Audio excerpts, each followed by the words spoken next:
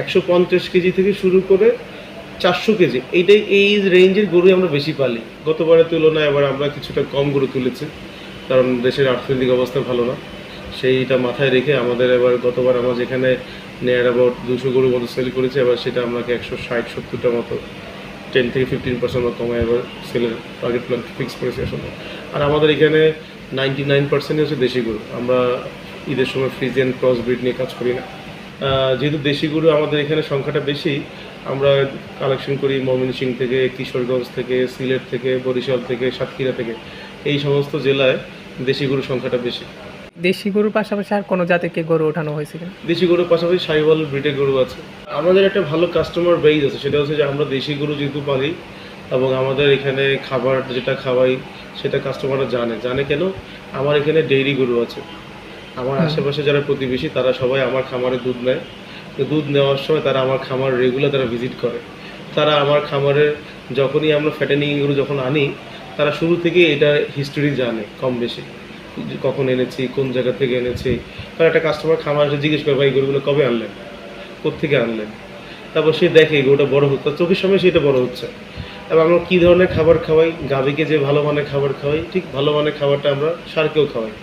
এটা আমাদের কাস্টমাররা সরাসরি দেখতে পায় সবসময়, যার কারণে এখানকার মাংসের কোয়ালিটি এবং গরুর যে কোয়ালিটি এটা কাস্টমার জানে বিধায় আমার খুব একটা গরু বিক্রি করতে সমস্যা হয় না। মূলত আমার দুধের কাস্টমাররাই আমার গরুর মানে ষাঁড় গরুর কাস্টমার। 150 কেজি থেকে শুরু করে 400 কেজি, এই রেঞ্জের গরু আমরা বেশি পালি। যদি কোনো কারণে কোনো গরু বিক্রি না হয়, তো এটা আমাদেরকে হয়তো বা আগামী ঈদ পর্যন্ত টেনে নিতে হয়, তখন সেটার ওজন 700-800 কেজি হয়ে যায়। আদারওয়াইজ আমাদের বড় গরু মানে পালার সেই ইচ্ছাটা আসলে নাই সেই কারণে। কারণ কি, বড় গরু বিক্রি করার ঝুঁকিটা অনেক, আর এটা কাস্টমারও কম। আমরা বিগত বছরগুলোতে দেখেছি যে যারা 15 লাখ, 20 লাখ, 30 লাখ করে গরু বিক্রি করেছেন, এটা নিয়ে পরে সামাজিকভাবে, রাজনৈতিকভাবে এবং আইনগতভাবে তাকে বেশ হেনস্থা হইতে হয়েছে, অনেক সমালোচনার শিকার হইতে হয়েছে। তা আমরা চাই না আমার কোনো কাস্টমার বা আমি ব্যবসা করে বিপদে পড়তে চাই না, প্লাস আমার কাস্টমার গরু কিনে যদি সে বিপদে পড়ুক আমরা সেটাও চাই না। এবং আমি যখন জানি আমাদের বাংলাদেশের আর্থসামাজিক প্রেক্ষাপটে সবারই আয়টা একটা সীমিত ভিতরে, তো সুতরাং সেইটাকে মাথায় রেখে আমরা ওই টার্গেট রেঞ্জের গরুটি আসলে পালতে চাই, যেটা সহজেই বিক্রি হয়ে যায়। আমার এখানে আমার সর্বোচ্চ বড় গরু আছে, সেটা 900 কেজি ওজন, যেটা গত কোরবানিদের সময় ওজন ছিল 500 কেজি, এখন সেটা হয়ে গেছে 900 কেজি।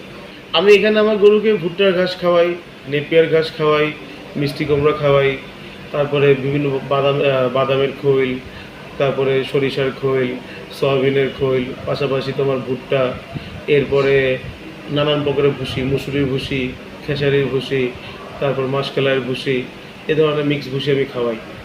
যার কারণে গরুটা স্বাস্থ্যসম্মত, অল্প সময় স্বাস্থ্যসম্মত হয় এবং এর মাংস করে খুব ভালো আসে। খরচ কমানোর জন্য যদি আমি এখানে যদি ভুট্টার পরিমাণ বাড়াই কিংবা চালের খুদের পরিমাণ বাড়াই, তাহলে কিন্তু গরুটা মোটা দেখা যাবে, কিন্তু কাস্টমার যখন গরুটা জবাই করবে সে অনেক চর্বি পাবে। তো পরের বছর সে আমাকে ফেরত আসবে না, সে আমার রিপিট কাস্টমার হবে না। সে ভাববে উনি মোটা করার জন্য নিম্নমানের খাবার খাওয়াইছে, যার কারণে গরু মোটা হয়েছে দেখতে, কিন্তু গরুর ভিতরে অনেক চর্বি। সেই দুধ কিনতে আসলো ঈদের পরে, ভাই গরু তো এবার নিয়েছিলাম, কিন্তু গরুটা তো ভাই এবার খুব চর্বি হয়েছে। তা আমি তো এই ধরনের কোনো কমপ্লেন শুনতে আসলে আমি চাই না।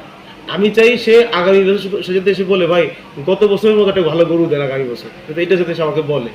আমরা আসলে ওই ধরনের একটা ভালো অ্যাটমসফিয়ার বিল্ড আপ করতে চাই, ওই ধরনের ফ্রেন্ডলি কাস্টমার বিল্ড আপ করতে চাই।